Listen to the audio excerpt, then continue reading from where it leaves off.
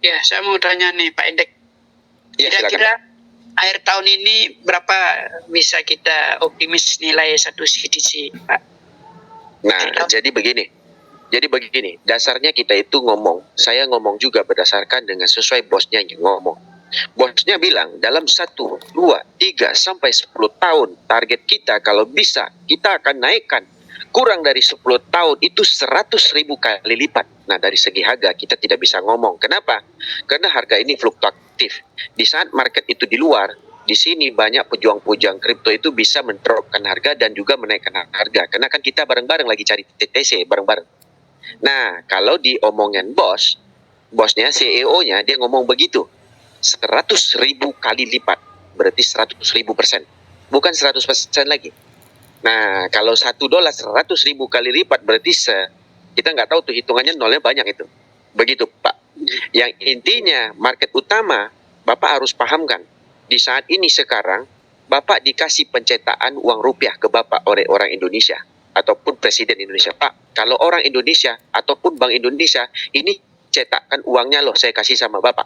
Nah, cetakkan uang ini tidak ada sama orang lain, cuma sama Bapak. Bapak agak-agak kaya atau rugi? Ya, kaya. Nah, kenapa saya bilang cetakkan uang? Fungsi utama blockchain-nya pakai gas fee-nya adalah CTC, Pak. Selebihnya yang tidak ada pemilik CTC itu akan dihapuskan atau dimusnahkan. Berarti pemilik ini kita-kita yang lagi collect ini, Pak. Walaupun ini gratis, tetapi nilainya luar fantastis, Pak. Oke? Diharap Bapak juga termotivasi, terpikir, oh ya benar juga. Yang sekarang ini kita dapat bukan token iming-iming, tetapi token fungsi utama blockchain. Bapak pernah transfer pakai Ethereum? Belum. Pernah nggak pakai Ethereum? Nah, jadi transfer di dalam jaringan Ethereum itu gas fee-nya Ethereum. Transfer jaringan BIP20 gas fee-nya BNB. Nah, hari ini Ethereum dan BNB, Ethereum harganya 2.000 lebih. BNB sekarang 600-an atau 500-an dolar. Berapa harga awalnya? Itu harga awalnya baru sen-sen, 0,3 sen atau 0,2 sen pertama buka dulu.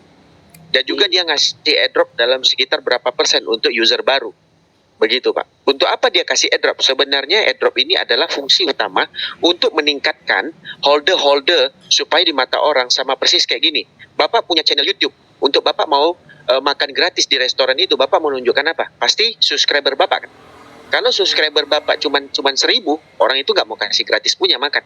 Tapi kalau Bapak tunjukkan subscriber Bapak 10 juta, jangan katakan gratis makan tengah hari. Bapak tinggal di situ sampai malam 3 hari, 1 minggu pun dia kasih gratis asalkan Bapak online di situ, kan begitu. Oke?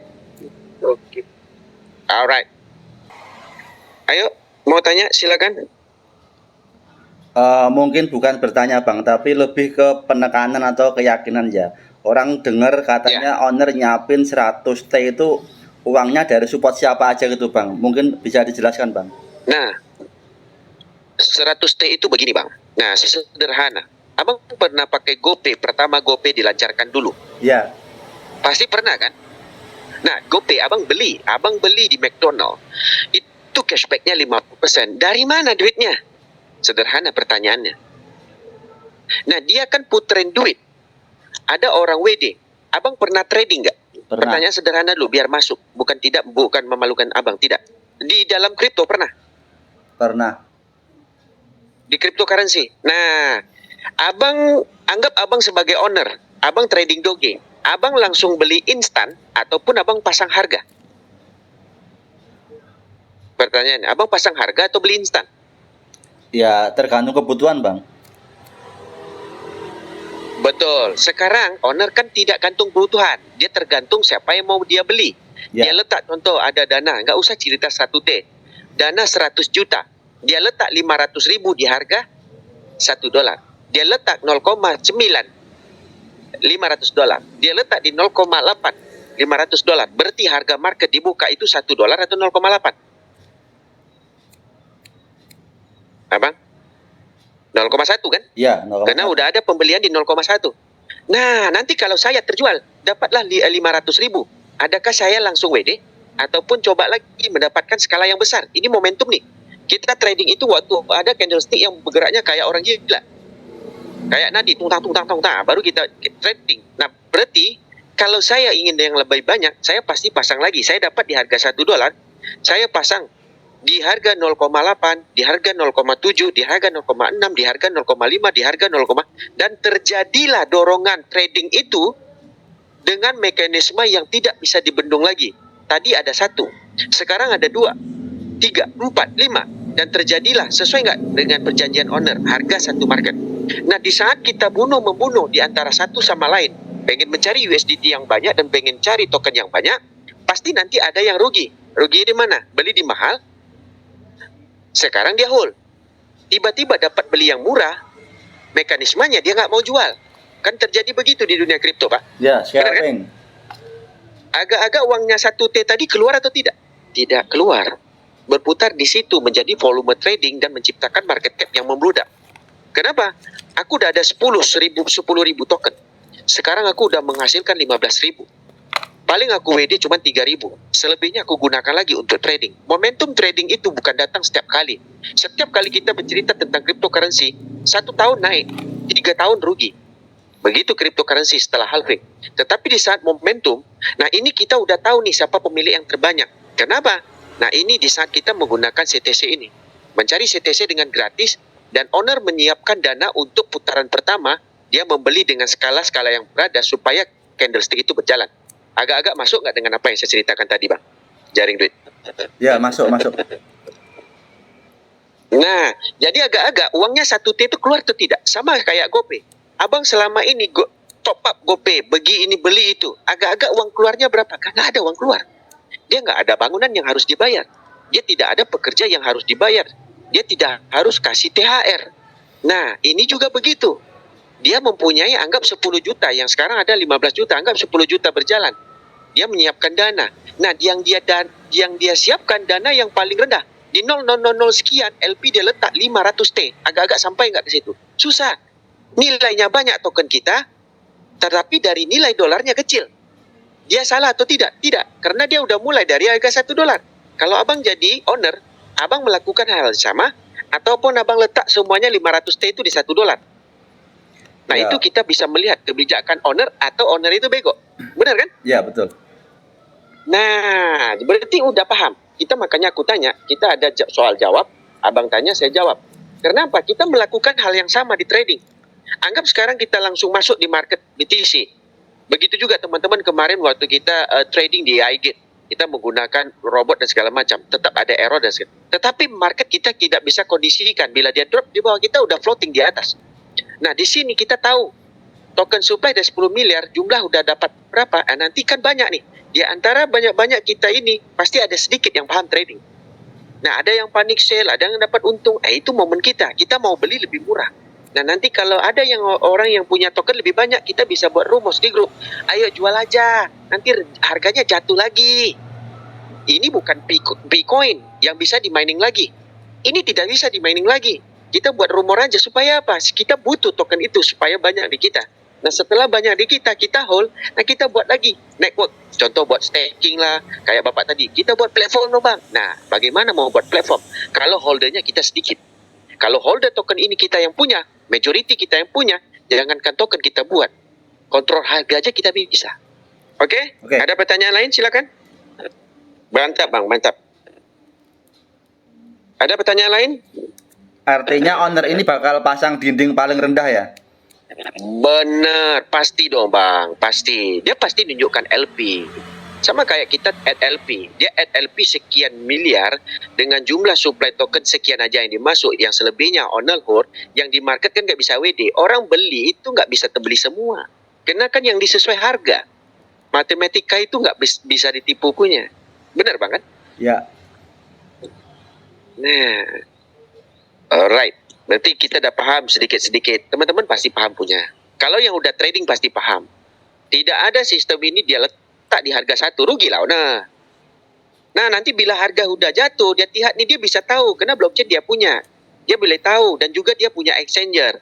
Dia tahu siapa yang pasang posisi jual, pasang posisi beli, dia tahu. Dan dia tahu siapa saldo-saldo yang token lebih banyak. Agar token yang banyak-banyak sudah habis, barulah dia akan boom harga up ke tinggi-tinggi punya. Sederhana pemahaman sistem. Kenapa? Exchanger dia tahu. Jadi dia tahu total user yang ada di dalam dia ini sekarang yang pasang posisi jual berapa. pasang posisi beli berapa. Nah, makanya begitu yang terjadi di Binance. Di saat dia tahu orang pasang beli dijual berapa, dia tahu yang dia mau liquidkan berapa. Makanya di saat dia main future, dia bisa naikkan candlestick dalam waktu 3 detik sepanjang gaban. Kenapa? Supaya orang yang liquid ini bisa bayar orang yang tidak liquid. Sederhana pemahaman, supaya dia juga dapat untung. Nah, ini mekanisme trading. Kalau kita bermain di spot, ini tidak terjadi. Betul, Pak? Betul. Bang Jaring Duit? Betul, betul. Nah, jadi sederhana pemahamannya, memang dia menyediakan dana sebesar itu. Tapi sederhananya, dia pasang bunkernya itu berapa-berapa. $1, sekian dolar. Mungkin dia bisa buat $10, letaknya $1.000.000. $9. Nah, tiba-tiba kita boom di market, belinya harga rata-rata, tapi tercatat di dalam volume trading all time high waktu hari ini adalah $10. Kan begitu, Bang? Ya. Nah, berarti abang udah paham dan kita sama-sama paham. Artinya gini Bang ya, nanti ketika listing kan tidak semua bisa sell di angka $1 kan, pasti turun-turun gitu kan. Pasti kan konsep trading order book Ya, ini kayak bukan konsep trading order forex. Ya? Bener. Contoh hari ini abang ada uang 1 juta, 10 juta, abang pergi ke kedai cabai.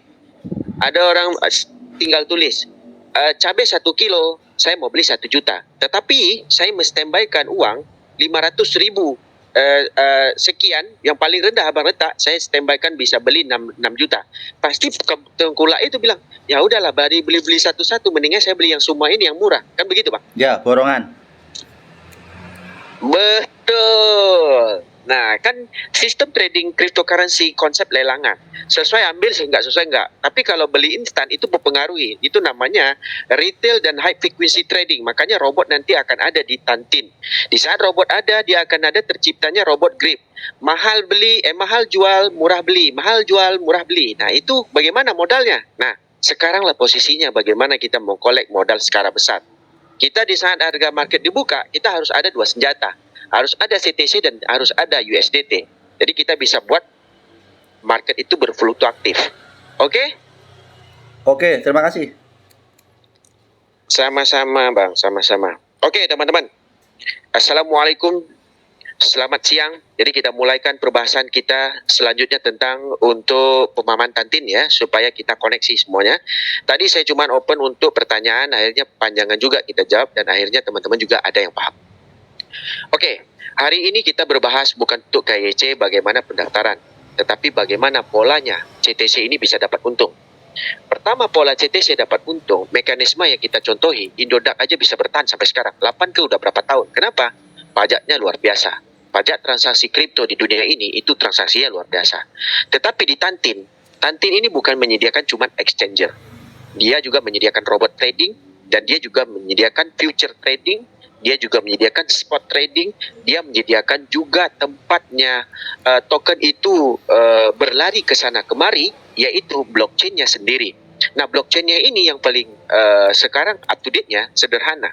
Konsepnya kayak Ethereum EVM, kecepatannya kayak Solana, gas fee-nya murah, tetapi dia ada bridge Cosmo Technology, yaitu kita bisa memasukkan jaringan dari Ethereum untuk memindahkan token ke dalam wallet dia, dan kita juga bisa memindahkan token dari wallet dia ke jaringan Ethereum, Solana, dan itu namanya jambatan. Begitu juga dia juga menyiapkan exchanger yang namanya decentralized exchange. Apa itu decentralized exchange? Mungkin teman-teman pernah main namanya meme token. Kita main pakai Radium. Nanti di tag-nya di mana token baru, di Dex Scanner, ataupun Defi lama, ataupun Gecko Terminal, ataupun pakai Telegram bot. Nah, Dex Scanner itu membaca pool exchanger yang bukan menggunakan legalitas, tetapi exchanger decentralized finance yang gabung langsung menggunakan Web3. Oke? Nah, dalam masa yang sama juga dia menyiapkan aplikasi wallet. Jadi, teknologi, sistem, exchanger, mereka udah siapkan. Tapi, banyak proyek begini tidak berhasil. Kenapa? Karena tidak ada euforia, owner tidak berani bakar duit. Nah, sama persis. Kayak kita beli Lamborghini, tapi owner tidak mau pakai namanya RON 98. Pakainya RON 95, ya mobil nggak bisa jalan. RON 91. Jadi mobil nggak bisa jalan. Nah, dalam masa yang sama di sini, owner sudah menyiapkan dana, dan owner menyiapkan platform, dan kita tinggal siap bagaimana kita untuk membawa CTC ini untuk mendapatkan profit yang lebih besar, dengan mendapatkan profit yang lebih untung gede, Kecil, besar, gede, sama. Yang penting bagaimana mekanismenya kita dapat sebanyak mungkin dulu CTC-nya untuk diperjuangkan nanti di Tantin Exchanger. Oke, di sini bukan konsepnya bermain di euforia CTC aja. Setelah ini nanti ada lagi euforia yang lain yang disiapkan oleh Tantin itu sendiri. Jadi teman-teman harap bersabar dan ikut aja alur apa yang ada, collect aja yang sebanyak mungkin. Kenapa? Ini gratis. Oke, saya buka untuk pertanyaan supaya lebih gampang teman-teman juga bisa paham. Jangan, ini bukan waktunya nyimak. Nyimak itu waktunya malam. Nah, ini waktunya di saat kita sekarang ini bagaimana pola bapak banyak. Saya tidak dibayar, Pak Mardi juga tidak dibayar, tetapi kita menyediakan tim untuk mengedukasi teman-teman supaya kita dapatnya berskala cepat dan banyak.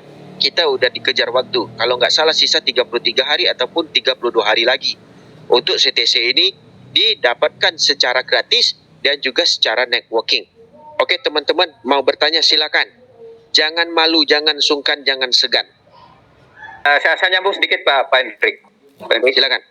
Ya, Kadang seperti kejadian di P itu banyak dramanya. Kadang KYC, Vermog dan sebagainya dilakukan secara setengah hati oleh perusahaan itu. Itu maksud saya itu jangan sampai deteksi itu melakukan manipulasi.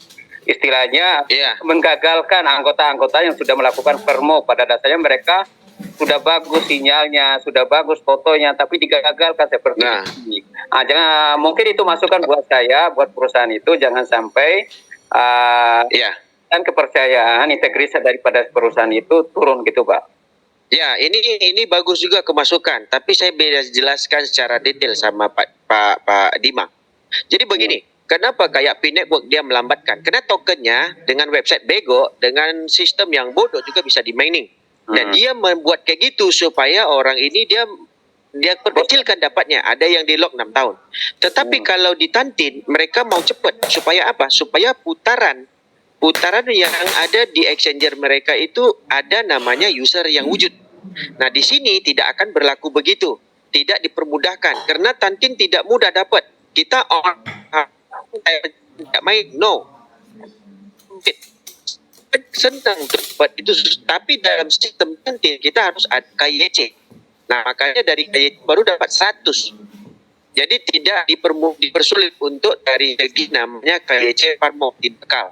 Karena itu saya dah wanti-wanti dari awal, ini token kita dapatnya bukan gampang sebenarnya. Harus menyiapkan KYC muka, juga KTP. Nah, mereka tidak mempersulit. Kenapa? Kenapa yang dipersulit kayak P, mereka butuhnya 6 tahun untuk masuk ke market. Akhirnya hari ini harganya pecah sampai 0,4 dolar. Nah, dari mana 300 ribunya? Nah, itu orang-orang yang harus kita edukasi. Makanya di saat kita cerita tentang project dan apa yang teman-teman lakukan dengan cuman mata kuda, saya berharap teman-teman jangan sakit hati. Karena saya paham tentang sistem bagaimana mekanisme ekosistem cryptocurrency berjalan. Saya ceritakan pakai fakta dan logika. Saya tidak ceritakan teman-teman untuk join di sini nggak ada logikanya loh Pak, ini kan gratis. Iya, di Tantin memang gratis.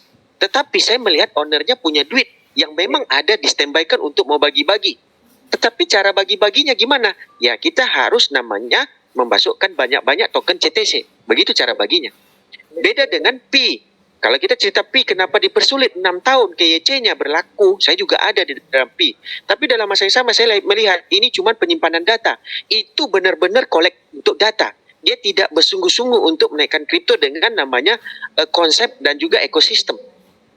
Kalau memang menyiapkan konsep ekosistem, kalau orang sungguh-sungguh menawarkan kita, menyambut kita sebagai tamu di saat lebaran di rumah, dia siapkan kita tempat tidur walaupun tidak bagus. Dia siapkan kita WC untuk mandi. Dia siapkan kita makan. Dan siapkan kita juga kue-kue. Kalau dia merasa kita keluarga. Tetapi kalau di P, dia cuma menyiapkan kita tanah datar. Lu tidur di situ. Lu tai lu di situ. Lu mandi lu di situ. Sederhana pemahamannya begitu. Tetapi di Tantin, dia menyediakan di dalam fasilitas exchangernya. Itu bisa jual beli. Tempat penyimpanan, dia menyiapkan wallet. No mainnet, no testnet. Nah, langsung mainnet. Kenapa? Jangan cuma KTP. Sederhana, Pak. Oke? Oke. Makasih Pak ya. Mudah-mudahan tidak ada manipulasi untuk benar, mudah-mudahan. Kita pun berharap begitu. Nah, tetapi teman-teman harus paham. Saya tahu teman-teman ada namanya buat data kedua. Contoh tidak bisa buka HP buat data kedua. Nah, tidak masalah. Tetapi yang udah aktif, jangan diaktifkan lagi data yang tadi. Kenapa? Kita kasihan juga sama upline. Kalau upline data 2 itu terbukti, berarti upline kita tidak menyerahkan secara benar, itu akan mempengaruhi total token yang bakal dia dapat. Jadi teman-teman harus paham upline, kita harus respect upline. Kenapa? Upline inilah yang merekomendasi kita dapat duit. Masa kita mau makan orang, sedangkan kita diberi kebaikan dari orang yang telah memberitahu kita proyek ini. Begitu ya Pak Bima ya? Ya, Semangat. makasih Pak. Sama-sama. Oke teman-teman, proyek yang kita jalankan ini tidak lama lagi, 32 hari ke 33 hari bakal habis. Oke, jangan putus asa. 65 orang. Ada teman-teman mau tanya, silakan. Saya Ko Hendrik. Pak. Iya. Kashmir, Pak Kashmir. Ya. Dari mana Pak? Tangerang. Wah, sama nih. Tangsel. Iya. Saya Cikokol, Pak. Oh, Tangerang besar ya Pak ya? Ya, lanjut Pak. Ini kok saya mau nanya. Itu sekarang kan lagi euforianya kita registrasi buat akun di sini ya. Di akun ini buat Betul. kita koin. Pertanyaan saya, ketika misalnya exchangernya jadi ya, Ya, apakah itu dia terpisah sama akun yang sekarang apa enggak? betul, Karena- terpisah. Jadi Nah, abang harus baca. Makanya saya bilang di saat Ah. kita ngomong, abang ngomong itu ada chemistry kemasukan. Dia ada Ya. bilang di chapter 3 di bawah logo token itu di nomor 3, dia bilang di tanggal 8 setelah KYC buka, otomatis token yang kita ada ini ada di mainnetnya. Berarti bukan exchanger. Kalau exchanger itu wallet exchange, bukan mainnet dalam blockchain. Kalau blockchain biasanya aplikasi wallet. Berarti ini adalah walletnya, Bang. Oke? Oke. Nah, ya kan pertanyaan saya dan sampai kelihatan hari ini kelihatan seluruh artinya banyak orang yang menjadi registrasi. Pertanyaan saya jangan sampai ketika exchange-nya buka di situ terjadi penyusutan atau tidak sesuai ekspektasi. Misalnya hari ini berjuta-juta orang, jangan sampai ketika ada exchange-nya buka lagi akunnya berbeda. Ya jangan sampai itu terjadi penyaringan. Loh, kok banyak-banyak begini, Pak. masuk exchange. Jadi begini. Ya. Jadi begini, kenapa dia bikin sistemnya begini? Saya jelaskan sederhana. Kalau dia dalam exchanger langsung, token ini tidak di dalam blockchain. Sama persis sekarang ini, abang buka exchanger, abang ownernya Indodax. Ini anggap abang ownernya Indodax. Bisa nggak abang mencetak Indodax dengan cuman sebagai angka, tanpa total supply yang jelas dari block explorernya? Contoh, saya cuman ketik di saldo abang. Contoh, abang sekarang Bank Kashmir, di wallet Bank Kashmir ada 1 juta BTC. Bisa nggak saya ketik begitu, Bang? Ataupun abang sebagai ownernya Indodax. Pasti bisa kan? Iya. Karena itu adalah wallet exchanger. Nah, kenapa dia langsung nanam kita ini di dalam sistem block explorernya ataupun di dalam walletnya? Supaya ini dia transparent. Dia tidak mau ada kecurangan di exchanger. Nanti dia bilang, oh, lu bisa lah, lu kita masukkan langsung ke exchanger, total supply kita nggak jelas. Lu kan udah nggak transparent dari total supply dari exchanger. Karena exchanger kita nggak bisa detect total supply-nya berapa. Paham nggak Bang maksudku? Ya. Nah, jadi kenapa dia tembak kita di wallet? Supaya nanti di saat exchanger kita mendaftar lagi di exchanger dia, otomatis token-token yang dari jumlah supply ini melihat di dalam block explorer. Abang juga bisa lihat, teman-teman di dalam ini juga bisa lihat. Kita transfernya kemana? Jumlah supply itu di mana? Nah, berarti transparent. Dia yang dia lakukan ini persis kayak gini. Abang ada 5 orang anak. Abang memberikan makanan ataupun memberi permen sama-sama banyak ke 5 orang anak itu. Tetapi kalau babang beli di dalam kamar, pasti ada 4 anak lagi kecewa. Itu pasti sayang adik bapak itu. Bapak kasih berapa? 3. Oh, wah, nah itu tidak adil. Makanya nanti kita langsung di dalam wallet supaya nanti di exchanger lebih transparan. Nah, langsung tercatat token kita di dalam blockchain-nya nanti. Makanya dia bilang token akan rilis dalam wallet dan langsung di mainnet. Oke, Bang Kashmir? Ya, oke, siap-siap, Pak. Alright. Tanya Masih. Bang, Terima kasih. Ya, silakan. ketika nanti masuk exchanger, apakah kita itu harus KYC ulang apa data lama Ya, dimigrasi ulang Bang, Bang? ulang. Maaf, ulang. Halo Bang, halo dengar nggak? Ya, dengar. Silakan, Bang. Ketika nanti exchanger dibuka, kita nanti kan daftar tuh. Ya, Itu nanti kita harus KYC lagi apa data lama dimigrasi Bang oleh sistem? no, migrasi. Pasti mereka itu tidak akan membuang-buang waktu untuk migrasi. Jadi untuk ke qualified di exchanger sama persis kayak kita mendaftar Binance pasti. Oke. Nah, itu Berarti kan bisa harus buat edukasi AB ulang itu loh, Bang.